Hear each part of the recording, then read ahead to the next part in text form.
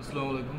আশা করি সকলে ভালো আছেন। তো সিম্ফনি Z55 এটা একটি মিডিয়াটেক প্রসেসর ফোন।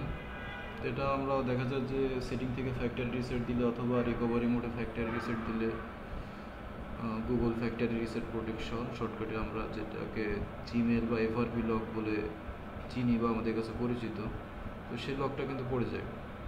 তো এখন অনেকে ভিডিও দেখে বাইপাস করতে ট্রাই করেন, কিন্তু বাইপাস হয় না, লেটেস্ট সিকিউরিটিগুলো বাইপাস হতে চায় না। তো বাইপাসে অনেক সময় লাগে, সমস্যা হয়।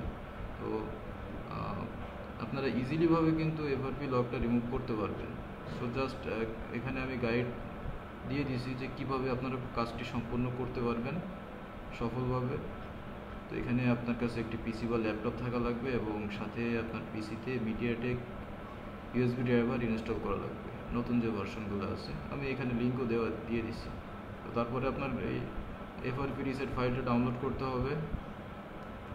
Z55 ডাউনলোড করার পরে আপনার এসপি ফ্লাশ টুলটা ওপেন করবেন। এসপি ফ্লাশ টুল ওপেন করার পরে আপনারা এসক্যাটার ফাইলটা লোড করবেন।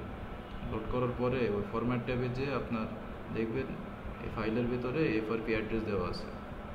উপরেরটা এফআরপি ট্যাবে আপনার ফরম্যাট অ্যাড্রেসটা আপনারা বসাবেন ঠিকঠাকভাবে। বসানোর পরে এমসিটি আউট বাইপাস টুল ওপেন করবেন। আমি লিঙ্কও দিয়ে দিচ্ছি এখানে। আউট বাইপাস টুলটা ওপেন করে বাইপাস আউটে ক্লিক করবেন, করে আপনার ফোনটা অফ করে জাস্ট পিসিতে কানেক্ট দিবেন।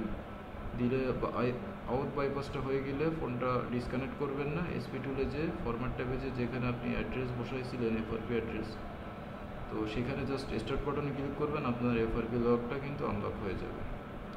তারপর আপনি ফোনটা অন করে সেট আপ করে ফেলবেন। তো এটা ছোট একটি ফাইল, এই ফাইলে আপনার কাজটি হয়ে যাবে।